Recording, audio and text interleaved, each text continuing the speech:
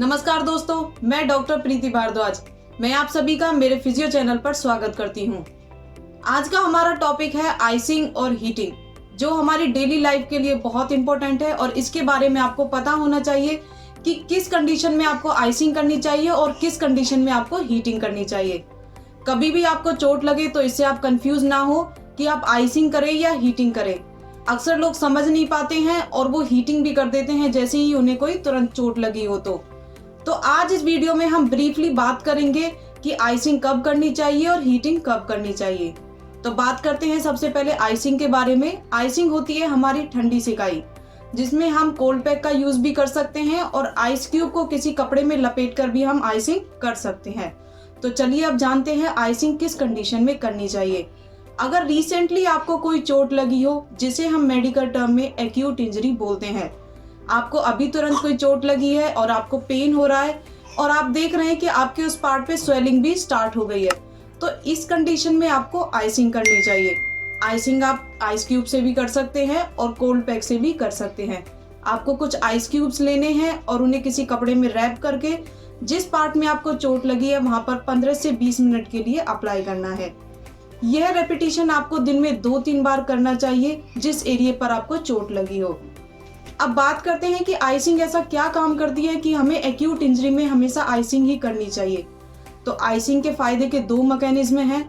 पहला मैकेनिज्म है कि आइसिंग करने से उस एरिया में जहां पर चोट लगी है वो एरिया नमनेस हो जाता है, हमें कोई सेंसेशन फील नहीं होती है उस एरिया में, जिसकी वजह से क्या होता है, आपके पेन का लेवल कम हो जाता है।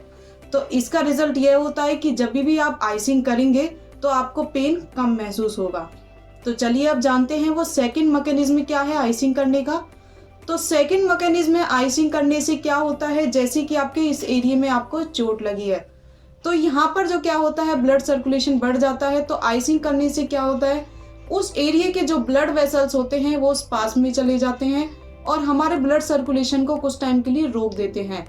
तो इसका बेनिफिट ये होता है कि उसकी वजह से आपकी स्वेलिंग नहीं रेज हो पाती है और वहां पर जो लालिमा होती है, यानी कि जो रेडनेस आपकी आई हुई है, वो भी कम हो जाती है।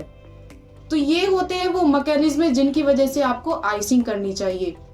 तो हीटिंग के बारे में जानने के लिए वीडियो को लास्ट तक जरूर देखें और अगर आप हमारे चैनल पर पहली बार आए हैं तो वीडियो को लाइक करें और चैनल को सब्सक्राइब करें ताकि ऐसी इंफॉर्मेटिव वीडियो का अलर्ट आप तक पहुंच सके। तो इन केसेस में हमें आइसिंग करनी चाहिए। तो अब जानते हैं कि वो कंडीशन क्या है जिनमें हमें आइसिंग नहीं करनी चाहिए। अगर आपको सेंसेशन नहीं फील होती है, आपको न्यूरोपैथी की परेशानी है जिसे डायबिटिक न्यूरोपैथी भी बोलते हैं, तो इस कंडीशन में आपको आइसिंग नहीं करनी चाहिए क्योंकि आपको टेम्परेचर ही फील नहीं होगा तो उसकी वजह से आपको बर्न भी हो सकता है। तो आप ये आइसिंग करने से बचें। और सेकंड कंडीशन है, अगर आपको ब्लड क्लॉट है किसी भी एरिया में तो वहां पर आप आइसिंग ना करें। तो चलिए अब जानते हैं हीटिंग के बारे में। हीटिंग जिसे गर्म सिकाई भी बोलते हैं। तो बात करते हैं कि हीटिंग हमें कब करनी चाहिए। अगर आपकी कोई बहुत पुरानी चोट है और वो आपको परेशान कर रही है, जैसे विंटर्स में हमारा नेक पेन, बैक पेन और नी का पेन बढ़ जाता है, तो इस कंडीशन में हमें हीटिंग करनी चाहिए। तो हीटिंग का बेनिफिट क्या होगा, हीटिंग करने से उस एरिया पे ब्लड सर्कुलेशन बढ़ जाएगा, जिसकी वजह से क्या होगा, पेशेंट को रिलीफ मिलेगा, उसका पेन का लेवल भी कम हो जाएगा। तो हीटिंग क्या करती है, हीटिंग आपके पेन को कम करेगी और सेकंड मैकेनिज्म यह करेगी वो कि आपके जिस एरिया में आप हीटिंग कर रहे हैं वहां पर ब्लड सर्कुलेशन बढ़ा देगी, जिसकी वजह से क्या होगा, पेशेंट को जो पुरानी चोट है जिसमें उसको पेन बढ़ रहा है वो उसकी कम हो जाएगी। तो हीटिंग भी किस कंडीशन में नहीं करनी चाहिए यह भी आपको पता होना चाहिए। डायबिटिक न्यूरोपैथी में आपको हीटिंग नहीं करनी चाहिए क्योंकि इस कंडीशन में आपको सेंसेशन फील नहीं होती है। तो हीटिंग करोगे तो फिर आपको बर्न भी हो सकता है। सेकेंड कंडीशन है आपकी ब्लड क्लॉटिंग। अगर आपको किसी एरिया में ब्लड क्लॉट है तो वहां पर आपको हीटिंग नहीं करनी चाहिए और अगर आपको ट्यूमर है तो उस कंडीशन में भी आप हीटिंग करने से बचें। और अगर आपको कोई स्किन की एलर्जी है जिसे डर्मेटाइटिस भी बोला जाता है, तो उस केस में भी आपको हीटिंग नहीं करनी चाहिए, इससे आपकी एलर्जी और ज्यादा बढ़ सकती है। तो हमें एक्यूट केस में आइसिंग करनी है और क्रोनिक केस यानी कि जो बहुत पुरानी चोट है उस केस में हमको हीटिंग करनी चाहिए।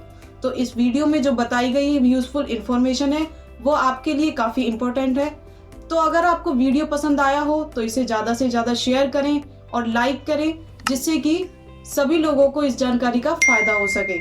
Thank you for watching this video.